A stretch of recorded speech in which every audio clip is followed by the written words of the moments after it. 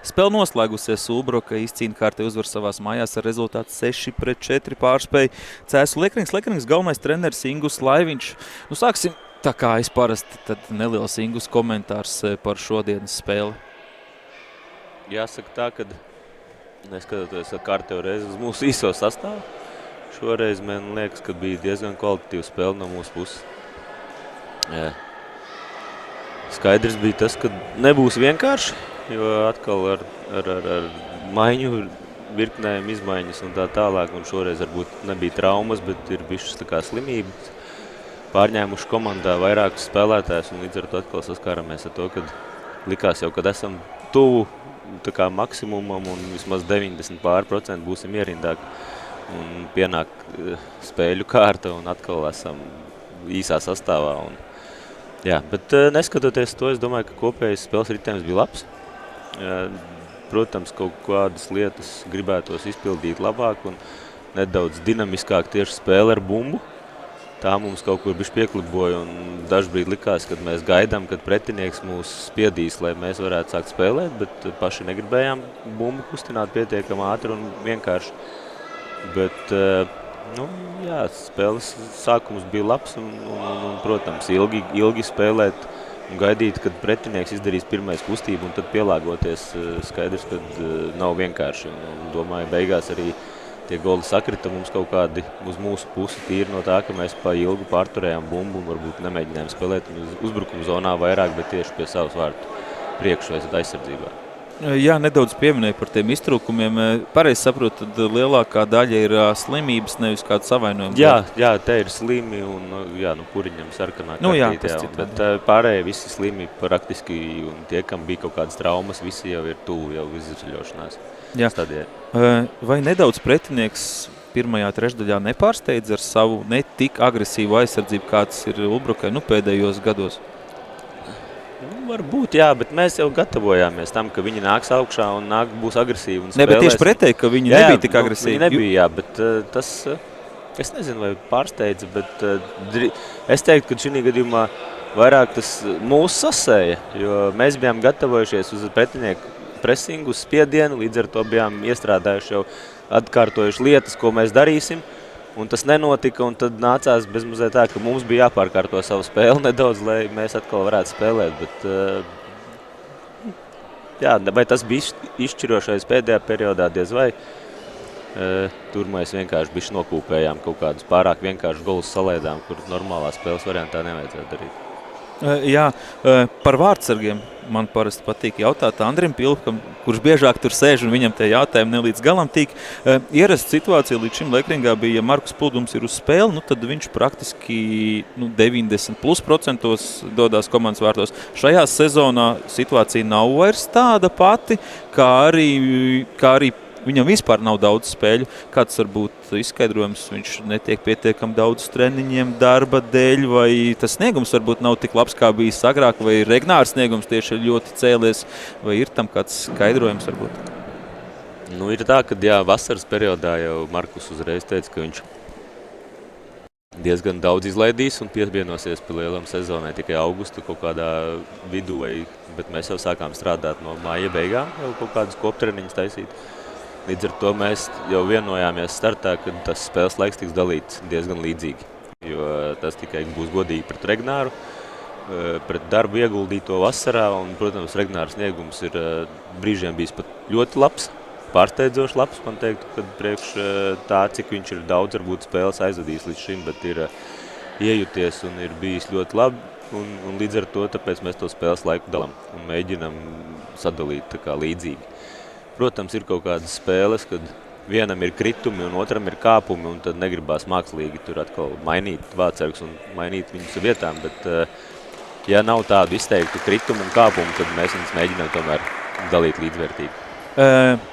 Maklers komandas rezultātīvākais spēlētājs, precīzāk visvairāk vārtu gūstošais spēlētājs šodien aizsardzībā spēlēja. Jā, kas mums bija viena spēle aizsardzībā, bet tikai tam dēļ, ka mums iztrūkst spēlētāji un viņam ir jau bijušas spēles aizsardzībā un parāda, ka viņam ir tā bumba vairāk un brīvas vietas, ka viņš diezgan labi jūtās un nesasteidz notikumus. Un, jā, tāpēc arī tāds lēmums. Jā, diezgan daudz ir saripojuši skatītāju jautājumu. Tas nozīmē, ka Lekrings un Ingus Laiviņš laikam ir cieņā, tāpēc es savējos tur, teiksim tā, centīšos mazāk, lai to skatītājs iesaistītu.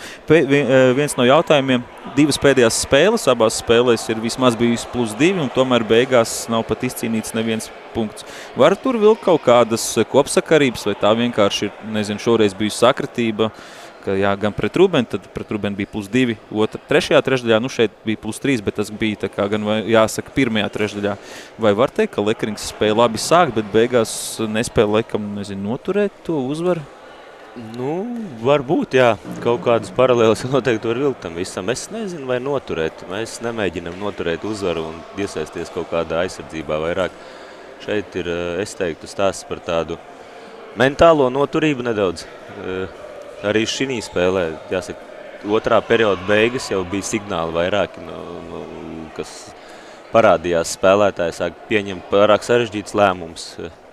Elementārās situācijās 1-uz-1 iekrīt uz māņkustību un palaiž garām un ķer no mugurpuses un mēģina sist bumbu no aizmugures, kas vienmēr ir bīstami un kur var tikt pie vienkāršām 2 minūtēm. Tas ir jau signāls par to, ka tas fokus ir pazudis. Un es pieļauju, ka tas fokus mums ir zūd pagaidām, jo mums tas soliņš ir nedaudz pa īsu, lai mēs varētu pilnās 3 maiņās nospēlēt un kaut kur vēl mazākumi, vairākumi nedaudz pārklājās. Jā, tā kopējā mentālā, fiziskā sagatavotība kaut kur uz beigām sāk libot līdz ar to komandai, kurai tas soliņš garāks un vairāk to resursu viņi noteikti sāk pārņemt to iniciatīvu, tāpēc varbūt mums tās beigas nesanāk pagaidām. Jā, jautājums tieši es jau nedaudz pieminēju arī Makleru šeit kopā pa Makleru un Berkautu, ka ir jauni, talantīgi spēlētāji un laikam tieši pa viņiem abiem, jo viņi tieši nāk no Cēsīm, līdz ar to Lekrings sakrā. Bet tajā pašā laikā kaut kur attīstībā varbūt kaut kādas, tā ir citai jautājumi, kaut kas pietrūkst, lai tiktu, teiksim tā, līdz tam augstākam līmenim. Nu, ar tā augstāko es laikam domāts Latvijas izlases, vai ir kaut kur arī strādāts tiek pie spēlētāju trūkumiem, domājot par viņiem ne tikai kā spēlētājiem klubā, bet arī par to, lai viņi varētu darboties izlasē. Nu, laikam konkrēti tieši par šiem 2 tas ir domāts. Nu, tā konkrēti virzīti uz izlases kaut kādiem mērķi nav bijuši, bet viņi kā spēlētāji paši ir vairākas reizes uzrunājuši ar kaut kādām lietām, kas varētu pietrūkt viņiem izlasē un mēģināt ar izlases treneriem sazināties konkrēti, lai saprastu, kas tad ir viņu tur mīnusi un plusi. Bet jāsaka, ka, man liekas, Makleram vēl viss ir diezgan daudz priekšā, jo tikko junior izlases beigusies un šobrīd tas pieaugušās izlases sastāvs ir pietiekami blīvs un ir daudz ārzemēs spēlējoši, līdz ar to nebūs tik vienkārši iekļūt. Kā tas bija varbūt agrāk? Jā, tāpēc tur ir vēl jāpieliek pāris gadi noteikti pieredzē un augstasinībā un visā pārējā spēles gudrībā, bet Jākabu es jau redzu šobrīd, ka viņš būtu gatavs tieši kā aizsargs spēlējošais ar bumbu vai bumbu pārtveršanā un viss, kas saistīts ar tādām darbībām, viņš noteikti jau ir izlases līmeņa spēlētājs. Viņam šobrīd, es teiktu, vairāk pietrūkst varbūt tādas pozicionālās pacietības, kas bieži vien ir vajadzīgas izlases līmenī, kad viņš mēģina atrisināt visu tagad un uzreiz. Tas brīžiem ir pārgalvīgi un tas brīžiem nes ļoti labus rezultātus, bet ja ar to aizraujas pa daudz tādās labu līmeņa spēlēs, tad tas bieži vien noved tikai pie neveiklām un sliktām epizodēm uz saviem vārtiem. Tāpēc es domāju, šī ir tā lieta, kas viņam ir jāmāk nobalansēt nedaudz kaut kādā brīdī, kad ir jāizdara tie aktīvie spiedieni un jābūt nedaudz soli priekšā pretiniekam un jānolasa spēle pirms tam, un kad varbūt to nevajag darīt. Nu, gan jau ar pieredzi vēl pietiekam, arī jauns spēlētājs, domāju, līdzīgi kā, varbūt cik Maklers jauns, bet pietiekam jauns vēl. Vēl viens arī tāds, šis gan nedaudz provokatīvāks jautājums arī par 2 spēlētājiem. Vai Olafam Zvīnim būtu jāizmet spēlē vairāk metienu pa vārtiem nekā Jorenam Malkavam? Nu, jo īpaši vairākumā.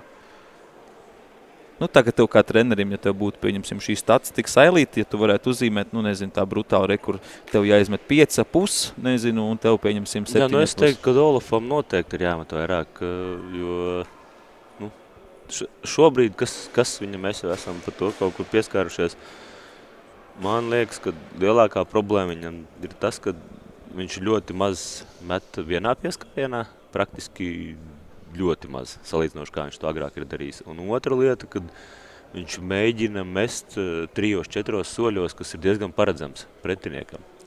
Viņam ir jāmācās, ja viņš arī nevar izsist vai izmest pirmajā pieskārienā, tad izmest varbūt no pirmā, maksimums no otrā soļa, kamēr pretinieks vēl nav sakārtojis savus soļus līdzi. Un šī gadījumā ir tas, ka tur es pieļauju, ka arī viņam noteikti tas ir pašam mentāli kaut kur nosēdies, ka vairākas reizes iemet spēlētājā un tajā brīdī sāk pauzēt ilgāk un vilkt garāk, bet tas neatrisina situāciju. Ir noteikti jāatrod kājās un jāizmet ar vienu, bet Jorans vienā pieskārienā vienmēr izmetīs, ja varēs, es tā domāju. Soļos viņš nav baigais vilcējs, bet viņš ar savu neordinārām darbībām bieži vien to var izmantot kā lielisku piespēlu partnerim, kas bieži vien arī ir, kad rādot mazu solīšu un ar satvērienu, ar kustību uz vārtiem, tomēr izdara piespēli. Līdz ar to negaidu no viņa, ka viņš taisīs soļus un ies vilktajos metienos. Jā, pilnīgi piekrītu. Nedaudz par vairākumu. Šodien 2 bez realizācijas.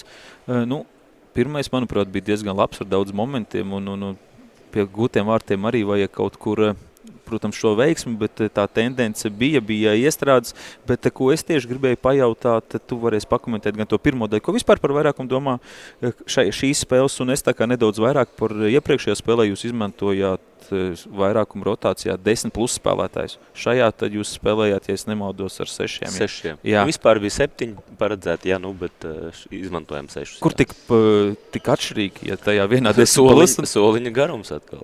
Tie 5, kas iztrok, ja viņi būtu šodien uz spēli apmēram. Ir tā, kad nav jau tur ko atklāt vai neatklāt, bet skaidrs ir viens, kad pagaidām, kamēr soliņš ir tāds, kāds ir, un no spēles uz spēli mainās sastāvi, un nav īsti izprotams, kādas būs tās maiņas līdz galam, ko mēs gaidām atpakaļ ierindā, kad būsim visi spēlētāji, un kas ir tuvu, pēc, domāju, saslimšanas, kad mēs būsim tuvu.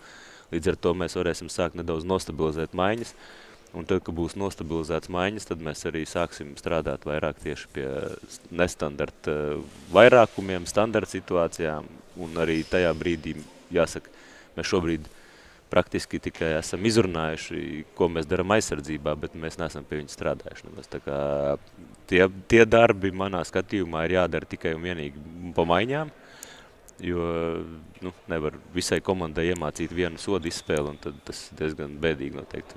Vienreiz viņi strādās, un nākamā spēlē vairs nestrādās, jo visi pretinieki zinās, ja tur 10 reizes pa spēli vien to pašu darīs. Tāpēc mājas darbi jāgatavo ir maiņās tomēr, un tas pats vairākums ir jāgatavo maiņās līdz ar to, bet lai to sāktu gatavot, manā skatījumā jābūt ir vismaz 90% no sastāva, lai varētu izlasīt, kuri tad būs tie, kas piedalīsies tajos procesos.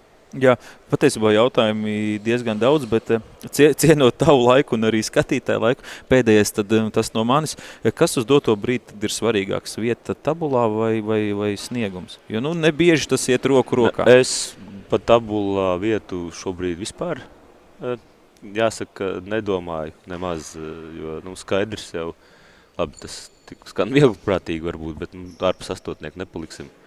Un tajā brīdī, vai mēs esam 6., 7., 8., es nezinu, vai ir starpība. 4. ir nedaudz starpība. 4. Jā, protams, 4. ir, bet tai pašā laikā pagaidām mums uzdevums ir atrast savu spēli, atrast spēli ar bumbu, atrast nedaudz kustību, rotāciju, kas kaut kad izdodās, kaut kad nē, un pie tā šobrīd vairāk veltam uzmanību. Un tā, ka mēs būsim tikuši tai sadaļai jau daudz maz pie, pozitīva vērtējuma, tad iesim tālāk nākamos soļus.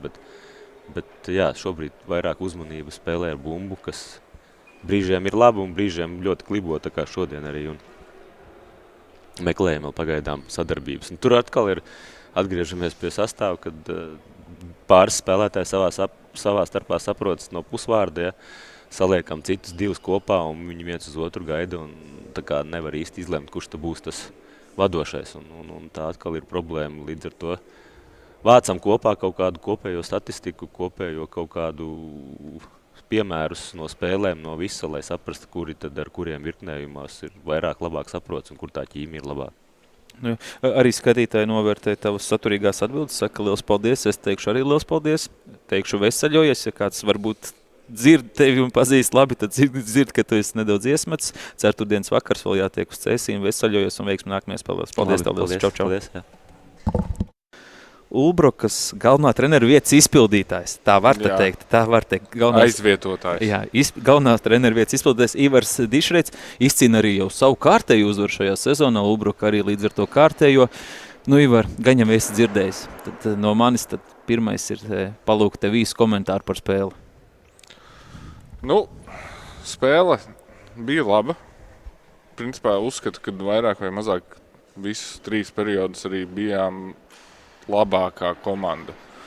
Izveidotajos momentos realizācija bija švaka vienīgi.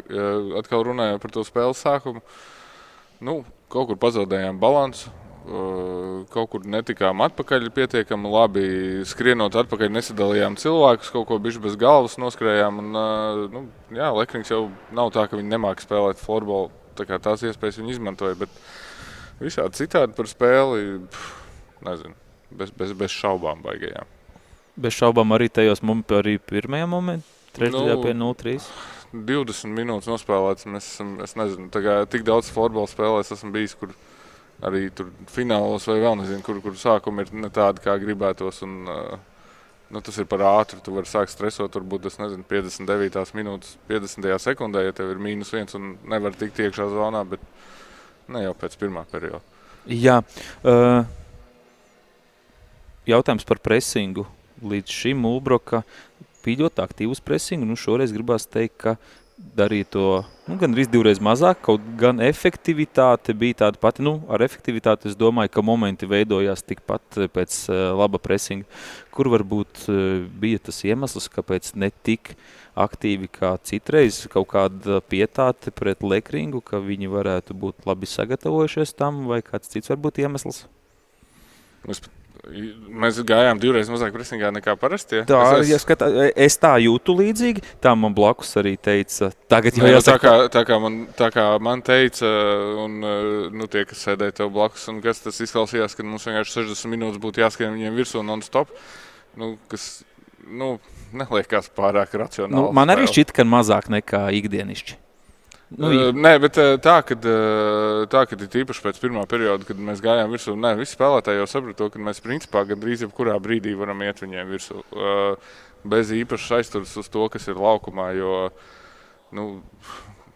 mums par laimi viņu aizsargiem, kad piegāja tos 3 soļus, pat ja viņš ir ar sevi pret laukumu, tik un tā varējām aizķerties. Tā kā es negribu teikt, ka tā bija kaut kāda pietāta pret Lekringu, bet vienkārši, vai vajag presēt 60 minūtes. Tu treneris, tev zināt, ja ir uzvar kabatā viss kārtībā. Bet jebkurā gadījumā tā lieta bija runāt, mēs zinājām, ka mēs varam iet virsū, un mēs vienkārši gājām, kad gribējām, teiksim tā. Labi, treneris, tu esi tagad pie komandas kādu īsāku daļu. Tribīnēs tu biji jau pirms tam līdz šim, un es jau esmu Andrim to arī jautājumu uzdevusi, arī pajautāšu, protams, tev. Vai tu redzi tam kaut kādu kopsakarību, ka Ulbrokai nevisai veicās spēles sākumos, spēlējot darba dienu vakaros savās mājās? Kas līdz šim es jau varu nosaukt 4. spēli tādu, ka pēc pirmās trešdaļas nav vadībā vai pat ir iedzinējos, un viss ir pret nomināli, es nezinu, Lielvārde, Sāc, Irlava, tagad Lekrings varbūt nomināli spēcīgāka, bet tu saproti, ko es vēlos. Visas komandas ir zem mums, tad viss ir nomināli vājāk. Jā, pret jums skatoties, jā, bet ja mēs sadalām, pieņemsim līgu 2 daļās, tad jā. Spēles sākuma, darba dienas, un tur visi klasiskie stāsti var būt. Bet kā domā, tas ietekmē? Vai tas ietekmē spēles iznākumu? Nē. Vai tas, kad ir kaut kāds ieskrienu periods lielāks vai mazāks, tas ir, acīm redzot, mums kaut kāda problēma ar to ir, bet vai tā ir tāda problēma, par ko tagad būtu nenormāli jāstarso? Īsti nē, jo, spējam saņemties spēli, kā jau es teicu sākumā, spēle ir gara, līdz ar to, neskrienam tur pa galvu, pa kaklu kaut ko glābt, dēļ tā, ka tur pirmās 20 vai 10 minūtes nav bijuši tik labi, cik gribētu. Kāda vispār, teiksim, tā sadarbība radās noruna vai vienošanās ar treneri, kad treneris devās uz Austrāliju, to, kā viņam tur iet un ko viņš tur dara, to es viņam vēl visu kārtīgi izprašņāšu pēc tam. Bet kā bija, viņš tev teica, kur atslēgas, ņem brauc, vai viņš tev iedeva atslēgas un ar kaut kādiem konkrētiem noraidījumiem, un vai jūs, piemēram, šodien vai vakardien sazinājāties kaut ko pārunāt, un vai viņš deva ierosinājums, vai viņš pat gribēja varbūt pie kaut kā, lai pieturās, vai tev ir zaļā gaisma, vai tas ir tavs darbs, viņiem dari? Nu, ja godīgi, Anģa atpūšās. Nu, tas skaidrs, bet... Nē, un viņam nav... Jā, principā es varu izdarīt tādas izvēles, kādas es gribu. Ja viņš... mums šodien tur bija arī par vienu jautājumu sarunu, jo es viņu informēju. Tas nav tā, ka es salieku sastāvu un tad rekur aizsūtu džekiem, tā kā spēlēsim šitā. Informēt jau es viņu informēju, bet, teiksim, šodien arī bija kaut kāds jautājums par vienu lietu, ko, tā kā bijām izsprieduši, jo es arī aprunājos ar kaut kādiem vecākajiem komandas spēlētājiem par kaut kādu viņu viedokli. Bet, tas teksts ir apmēram, jā, šeit tev atslēgas un cīnies. Un es arī, teiksim tā, cenšos cīnīties, baigi, neraustos no tā, kad kaut kas jāizdomā vai nē. Viens jautājums no The Floorball Show, kurš nav gan par šo spēli, bet, ja reiz kurš labāks, tev kā vārdsargam, tas laikam vairāk netik ļoti kā trenerim, Ulbruks uz doto brīdi, varbūt arī tā, kurš labāks vārdsargs tev prāt Plūdums vai Gabriels Siliņš? Tur nav gan teksts, kurā laika posmā, tur nav teksts, kurā laika posmā, es tev precīzi, teiksim tā. Es pat nezinu, tā kā konteksts, tas ir tā kā par izlases kandidātiem pirms 4 gadiem jautājums, vai Izpaudies. Ja mēs skatāmies pēc tā, kurš spēlē, tad Sandijs acīm redzot labāks, bet, abiem diviem var iemest. Nav jau laikam tāds, kuram nevar iemest. Bija arī viens jautājums par to, šeit Pēters sev precizē ar to, kurš labākajos gados, vai Markus Plūdums savos labākajos gados labāks, vai savos labākajos Gabriels Siliņš. Tā kā tie nav bijuši vienlaicīgi, tad varbūt nav nemaz tik vienkārši. Jā, tur baigi tā nesalīdzinās. Teiksim, Markusam, kas nāk par pretīm, ir tas, ka viņam ir tomēr tas viens zelts. Tas arī ir kaut kas. Jā, tas laikam pēc nedaudz kaut ko nozīmē. Bet, redzēsim, tā kā Sandijs ir jauns un spēlē Somijā, tā kā varbūt viņš tur izšaus, kas tad, viss ir iespējams. Jā, Pēterim arī nav zelta Latvijā, bet tas nenozīmē, ka viņš slikts spēlētājs. Vai nav tik labs kā cits spēlētāji Latvijā? Vai nebūs tagad nedaudz āķis lūpā? Tev ir sestdien beidzamā spēle, kā treneru vietas izpildītājam. Tad tev atkal jāatgriežās tribīnēs, vai kā jūs esat runājuši, vai tu varbūt kaut kur vairāk grozīsies gar komandu, figurēs gar komandu. Ir vēl tādas pozīcijas kā vārdsargu treneru, ko gan Latvijā baigi skatos, ka neizmanto. Bet, kā vispār? Man liekas, baigi. Jā, kā vispār, mentālais treneris, asistents vienkārši pozīcijas var būt daudz, tas nākot izslēgšanas spēlēm var būt vēl nozīmīgāks. Vai tagad ir Antras brauks atpakaļ un tās atslēgas, tā kā viņš tā iedēv, tā tu viņam atdos? Es domāju, ka sākumā es viņam noteikti viņas tā vienkārši atdošu, jo šis ir bijis citādāk nepierasts, tā kā tas dienas ritms un tas, cik daudz man jādomā atšķirībā no tā, kā bija iepriekš, kad tu vienkārši zini, tev jāierodas 4, atbrauc, iesildies, ej spēlēt, ja tur pasties video kaut kādu vai ko. Tā noslodze uz florbalu ir lielāka nekā es biju gatavs tajā brīdī, kad es pateicu, ka es bišķi tā kā, to vārto stāvēšanu tā kā nolieku malā. Es pēkšņi iegūtu tik daudz brīvu laiku, ko es tagad esmu tā kā atņēmis sev nost un vēl dubultā pielicis klāt, jo tur tā domāšana tomēr ir bišķi vairāk. Jā, vēl nedaudz atgriežoties pie šīs dienas spēles. Jums viens skaitliskais vairākums, spēles 50. minūtē nopelnīts, kurš beigās pēc 30 sekundēm, ja nemaldos, realizējās ar pretinieku vārdu gumu, bet ne par to. Viens skaitliskais vairākums komanda, kas, kā mēs runājam, ir pirmajā līgā un tātad visi ir zem viņiem. Ja ir tikai viens vairākums, ko tu liecina, ka pretinieki bija gana disciplinēti, vai jūs varbūt nebijāt pietiekami agresīvi? Lai varētu izprovocēt, 50 minūtes nenoraidīties, ir jāprot pret līgas līderiem, jā. Viens ir agresīvitāte, labi, es varbūt būtu vēl vismaz vienu noraidījumu iedevis, bet, principā, jā, tas jau ir tāpat kā basketbolā kaut kādā. Ja tu neprovocē uz sevi sodu, tad, kāpēc pretiniekam pašam darīt kaut ko vairāk nekā viņam vajag? Tā kā, jā, varbūt tā ir agresivitāte, bet, Dažreiz tas ir tik mainīgi. Spēlē pret Lielvārdu mums ir, cik tur bija 4-5 vairākumi, te ir 1. Tas ir kā ir noskaņojums visiem. Ja atļauj bišķi agresīvāk to spēli, jo mums arī bija, cik mums bija 2 noraidījumi? 2, jā. Tas ir 3 noraidījumi pa spēli, jau ģenerāli nav, man liekas, paik daudz par 2 komandām. Ja ir atļauta kaut kāda spēka spēle, un man īstenībā tā patīk labāk. Teikt, ka pārdzīvot par to, ka mums bija tikai 1 vairākums, man liekas, ka tad vismaz varēja brīvāk spēlēt. Jā, par iztrūkumiem diezgan daudz spēlētāji. Daļa, cik es saprotu, traumēta, daļa slimi, ko varbūt varam uz nākamo spēli gaidīt atpakaļ. Vai tā informācija vēl īsti tāda nav zināma un uz jautājumu zīmes. Skaidrs viens, ka Krišāns visticamāk nespēlēs, jā, bet pārējie, kas tur apslimušie, kas Trofimenko un Rēders tādi, kur noteikti šodien ļoti pietrūka un kuri, jā, cik saprotu, nav nevis traumēti, bet vienkārši apslimuši. Jā, tas ir tāds day by day. Es ceru, ka kāds no viņiem būs atpakaļ, bet tikpat labi man rītdien var kāds rakstīt vai sestdien uzrakstīt, ka es esmu ārā.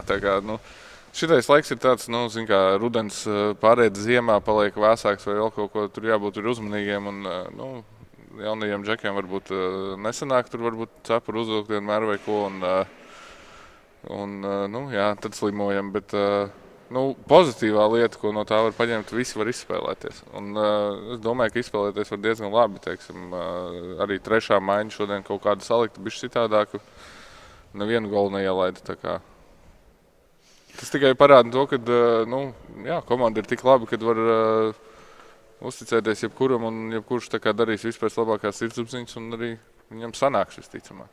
Jā, mans pēdējais jautājums ar tādu nelielu humoru piestienu. Tiem, kas nezina, Ivars jau vēl savu florbola karjeru īsti nav beidzis. Viņš tagad kā treneris darbojās šeit un ir kā spēlētājs, laukuma spēlētājs Rīgas rajona atklātajā čempionātā laukumā pie Jāgera tīma spēlē. Un tur treneris ir viņam Kovļevskis. Un šeit jūs esat apmainītām situācijām. Kā jūs to lāčādu tagad varat sadalīt vienā vietā? Viens ir laukumā un otrs ir Eisborta. Un šeit, jā, kā jums tagad vienā dienā viņš tev ir treneris, otrā spēlētājs, vienā tu viņam treneris, kā tur nejūk pašiem? Nē, īsti jau nē, tāpēc, kad, mums ir savstarpēji cieņa, līdz ar to tas īsti nemainās no tā, kur mēs par ko runājam, vai mēs runājam par to, ko es stāstu viņam, ko man liekas, ko vajadzētu darīt Ulbrukā laukumā, vai ko viņš man stāsta par to, ko Jāgertīmā vajadzētu darīt. Vienīgais tas, ka mans pienesums Jāgertīmā ir daudz mazāks nekā viņam Ulbrukā. Tas arī viss, bet citādāk. Jā. Vēl laiks labot visu. Jā, labi, paldies tev, Ivar, vēlas jau vakar, ceturtdien, mēs tiekamies sestdien. Sestdien jau, jā, tā kā varēsim parunāt tur sestdien mēs arī. Varēsim izpausties vairāk, tā kā paldies tev un nesapurgā, teiksim, tā Ulbruks uzvaras sērija. Nebija sākumā neliels tāds satraukums. Es atnākšu un pēkšņi, tā. Skaties, tas ir 2 scenāriji. Ja komandai iet slikti, tad viņai var iet vai tāpat, vai labāk. Ja viņai iet ļoti labi, tad viņai var iet vai tāpat, vai sliktāk. Ir kā jau, skaidrs jau bija, kādā situācijā es ieju, tajā, kurā varbūt tikai sliktāk vai tāpat, bet, ne jau man bail no kaut kā ir tādā. Es Ivar ticu, ka tu esi bezbailīgs. Labi, liels tev paldies un tiekamies sestdien. Jā, čau. Čau.